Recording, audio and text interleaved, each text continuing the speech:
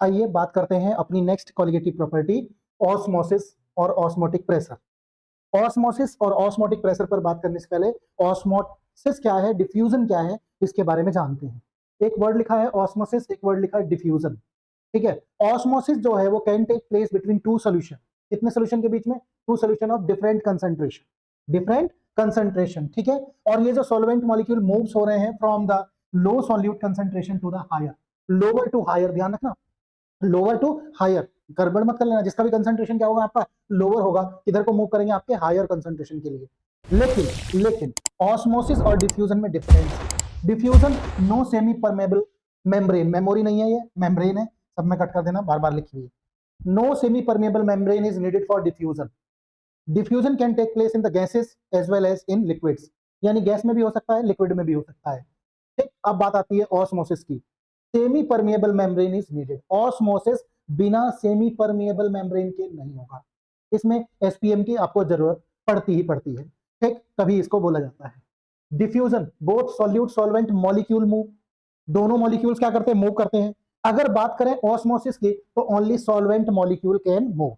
तो ये बहुत छोटा सा बेसिक सा डिफरेंस है, आप इसको बड़े आराम। नेक्स्ट पर आता है हमारा वर्ड कि ऑस्मोटिक प्रेशर। ठीक है, ऑस्मोसिस क्या है आपका और ऑस्मोटिक प्रेशर क्या है। तो ऑस्मोसिस को शॉर्टली आप कह सकते हैं the process of flow of the solvent, ठीक, is called osmosis. Solvent molecules का अभी आप पीछे पढ़ रहे थे कि जो है डिफ्यूजन में सॉल्वेंट सॉल्यूट दोनों मूव कर सकते हैं, ये गैस में भी हो सकता है, लिक्विड में भी होता है। यहां आपने बहुत अच्छे से बोला कि कौन से मॉलिक्यूल्स मूव कर रहे हैं, सिर्फ सॉल्वेंट के, सॉल्यूट मूव नहीं करेगा।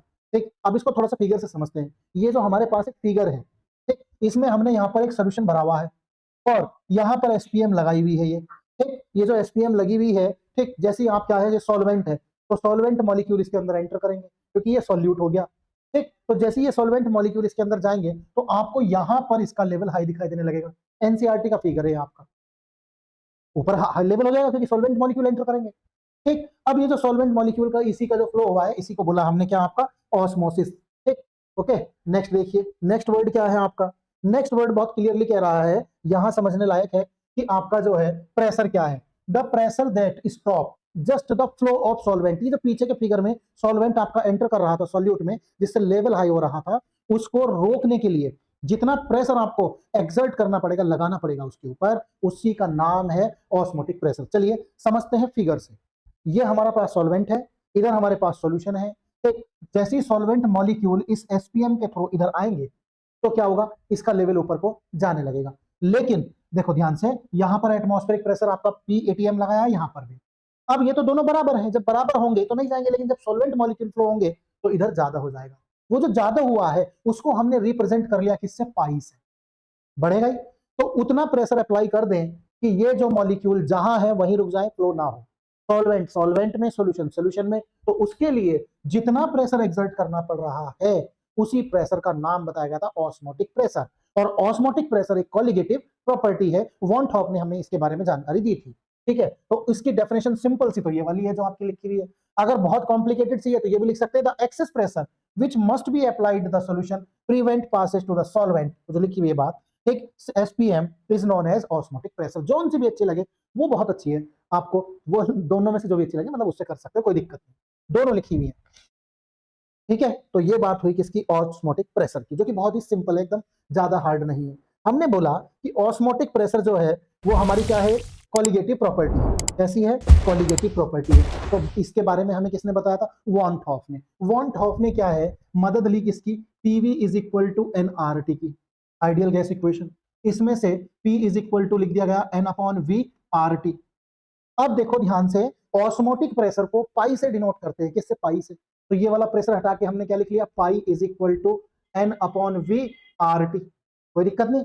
लेकिन एक बात का ध्यान तुमको रखना पड़ेगा बच्चों, पार्टी किसका, कि ये पाई कभी भी वो वाली मैथमेटिकल वाली वैल्यू नहीं होगी। कौन सी, 22/7, 3.14, ये नहीं होगी। पाई ऑस्मोटिक प्रेशर है, बस रिप्रेजेंट करने के लिए। अब अगर हम यहां से बात करें, देखो ध्यान से, तो इसको हम N/V को C लिख सकते हैं, और ये तो हमारे कांस्टेंट रहते ही हैं, तो यहां से कह सकते हो कि जो पाई है वो डायरेक्टली प्रोपोर्शनल है किसके, C के।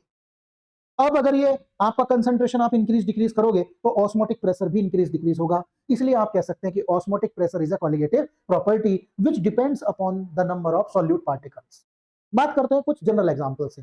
आपने घरों में देखा होगा जब आपकी मम्मियां जो है अचार बनाती हैं, अभी जो सीजन बीता है पीछे, उसमें क्या है, जैसे अचार के ऊपर आप सॉल्ट डालते हैं, सॉल्ट डालते हैं तो वाटर का कंसंट्रेशन हायर किसमें है, आपकी अचार में है, जो आपने आम के काट के पीस बनाए, तो वो कहाँ आएगा, बाहर आ जाता है, आपने नोटिस किया होगा। अगर आप एक नॉर्मल एग लें जिसका आउटर लेयर उतार दें, अगर उसको आप क्या है वाटर में रख दें तो स्वेल हो जाएगा, अगर उसी को NaCl के सोल्यूशन में रख दें श्रिंक हो जाएगा। बहुत एग्जांपल है। किशमिश है, पानी में रख दो स्वेल हो जाएगी, बाहर स्वेल हुई किशमिश को ऊपर लिंटर पर रख दो, तपती धूप में आजकल जो है सूख जाएगी। तो ये सारे इसके एग्जाम्पल हैं। अब बात आती है कि हम क्या है मोलर मास ऑफ सॉल्यूट निकालेंगे, तो उसके लिए हम ये लिख लेंगे इक्वेशन अपनी कि pi is equal to n upon V R T, और हमने बहुत अच्छे से मालूम है ये है number of moles of solute, number of moles of solute जिसको फाइंड आउट किया जाता है W B upon M B, यानी given mass upon molar mass से, और अपॉन में क्या था वी, ठीक है, और इनटू में क्या था आर टी। तो pi is equal to W B R T और अपॉन में एम बी इंटू वी, ये हमारे पास फॉर्मूला बना, और यहां से आप एम बी को फाइंड आउट कर सकते हैं कि W B R T upon pi into V, ये हमारे पास बन के आ चुका है मोलर मास का formula, molar mass of solute. और इसमें भी आपकी कॉलिगेटिव प्रॉपर्टी इनवर्सली प्रोपोर्शनल दिखाई दे रही है, यानी चारों की चारों प्रॉपर्टीज में जो हमारा मोलर मास ऑफ सॉल्यूट है वो इनवर्सली प्रोपोर्शनल है किसके, कॉलिगेटिव प्रॉपर्टी के। इस कॉलिगेटिव प्रॉपर्टी में थोड़ा सा पॉइंट कुछ और एक्स्ट्रा है पहले की कंपैरिजन अगर की जाए, तो कौन कौन से पॉइंट एक्स्ट्रा है देखिए ध्यान से। पहला है कि two solution having same osmotic pressure at given temperature is called isotonic solution. दो सॉल्यूशन है हमारे पास, एक ए है और एक बी है, अगर इनके कंसंट्रेशन इक्वल है तो ऑब्वियसली इनके ऑस्मोटिक प्रेशर भी क्या होंगे, इक्वल होंगे, और ऐसे सॉल्यूशंस को आप किस में रखेंगे, आइसोटोनिक सॉल्यूशन में रखेंगे।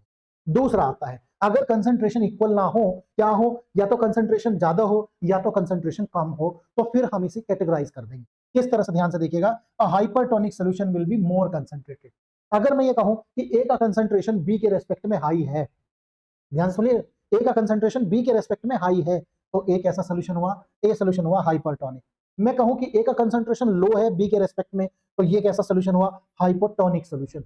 आइसोटोनिक, हाइपरटोनिक, हाइपोटोनिक, तीनों को याद रखना है। आइसोटोनिक में सेम कंसंट्रेशन, कोई दिक्कत नहीं, जिसमें एक का हाई हो जाएगा, ठीक, हायर पर रहेगा आपका, मोर रहेगा। हाइपरटोनिक, हाइपर जब गुस्सा आता है तो हाइपर होते ज्यादा आता ना, वैसे हाइपोटोनिक सोल्यूशन नॉर्मल जब वैसा बिहेवियर रहते। तो ये दो सोल्यूशन भी आपको ध्यान रखने हैं। इसके बाद देखिए इसके एग्जाम्पल पर भी बात करते हैं। जब आप प्योर सोडियम क्लोराइड सोल्यूशन को क्या करेंगे, सॉल्ट कंसंट्रेशन जो लेस है आपका किससे, 0.91% बाई मास वॉल्यूम से, is said to be hypotonic solution. यानी कि जो हमारी सेल है, अगर हम उसको क्या कर दें, क्या कर दें, देखो लो कंसंट्रेशन बाहर है और हाई कंसंट्रेशन क्या है आपका अंदर है, तो लोअर टू हायर आएगा, तो सेल्स क्या हो जाएंगी, स्वेल्स हो जाएंगी, और इन जो स्वेलिंग ऑफ सेल्स है इसको बोलते हैं होमोलाइसिस। अब इसका उल्टा प्रोसेस कर दीजिए, हायर कंसंट्रेशन सेल्स के अंदर हो, लो कंसंट्रेशन बाहर हो, तो उस कंडीशन में बाहर आएगा वो आपका जो है लोअर से हायर में आएगा। तो उस कंडीशन में आप क्या कहेंगे, देखो कि जो प्योर सोल्यूशन है किसका, NaCl का जो आपका प्योर सोल्यूशन है विद कंसंट्रेशन मोर, क्या है किसका कंसंट्रेशन, इसका मोर है किससे, 0.19% by volume, is said to be hypertonic solution. Hydronic hypertonic solution, hydro भी केमिस्ट्री का वर्ड है, बहुत ज्यादा याद आता है। लेकिन इस कंडीशन में सेल क्या होगी, श्रिंक हो जाएगी, क्योंकि बाहर अंदर से बाहर आ रहा है, बाहर से अंदर आएगा स्वेल हो जाएगी, अंदर से बाहर जाएगा श्रिंक हो जाएगी, और ये दोनों एग्जांपल आपसे पूछे जाते हैं। अब आता है एक और आपका NaCl का यही 0.09%, जिसको हम सेलाइन वाटर बोलते हैं। इस कंडीशन में क्या होता है, ना सेल जो ब्लड सेल्स हैं ना वो स्वेल होंगी ना श्रिंक होंगी, क्योंकि कंसंट्रेशन सेम है, तो ऐसी कंडीशंस में कहेंगे कि ये आइसोटोनिक सॉल्यूशन है। तो ये कंडीशन थी हमारी आइसोटोनिक और हाइपरटोनिक सॉल्यूशन की। एक इसके बाद लास्ट टॉपिक जो इसका बचता है इस कॉलिगेटिव प्रॉपर्टी का, वो बचता है आपका रिवर्स ऑस्मोसिस, जो आपके घरों में लगे हुए हैं RO, ठीक है, शॉर्ट में अगर बोले तो RO लगे हुए ना, आप कहते हैं RO का वाटर ले रहे हैं, RO का वाटर ले रहे हैं, वही यही है। क्या है, अगर हम क्या है डायरेक्शन ऑफ ऑस्मोसिस को रिवर्स कर दे, अगर डायरेक्शन ऑफ ऑस्मोसिस को आपने रिवर्स कर दिया तो it is called reverse osmosis. जो सॉल्वेंट मॉलिक्यूल आपका गया है सोल्यूशन में या दूसरे कंसंट्रेशन की तरफ, आपने उधर से हाई प्रेशर अप्लाई किया, वापस आ गया उल्टा, तो that is called reverse osmosis. देखो ध्यान से, ये आपके पास जो सॉल्टी वाटर है, आपने यहाँ एक पिस्टन लगा के इस पे प्रेशर अप्लाई किया, ठीक है, हाई प्रेशर अप्लाई किया जो कि किससे, ऑस्मोटिक प्रेशर से ज्यादा है, तो उस कंडीशन में क्या होगा, आपका जो है वाटर, सॉल्ट वाटर किधर जाएगा, इस साइड, और बनेगा क्या, फ्रेश वाटर। क्यों, क्योंकि ये जो SPM लगी हुई है ये सोल्यूट पार्टिकल को तो पास होने नहीं देगी, तो इधर जो आया फ्रेश वाटर आया, और ये फ्रेश वाटर आप क्या है जो भी पोर्टेबल वाटर है उसमें हम यूज करते हैं। बहुत सारे कंट्रीज अब जो पोर्टेबल वाटर है ठीक उसको इसी मेथड से प्रिपेयर कर रहे हैं, क्योंकि हमारे पास सैलाइन वाटर क्या है बहुत ज्यादा अमाउंट में अवेलेबल है। तो इस फेनोमेनन को याद रखना कि रिवर्स ऑस्मोसिस क्या है, इसका यूज कैसे कर सकते हैं। ये थी आपकी लास्ट कॉलिगेटिव प्रॉपर्टी। नेक्स्ट आगे फिर मिलते हैं आपके नॉर्मल एबनॉर्मल मोलर मास के साथ। Thank you.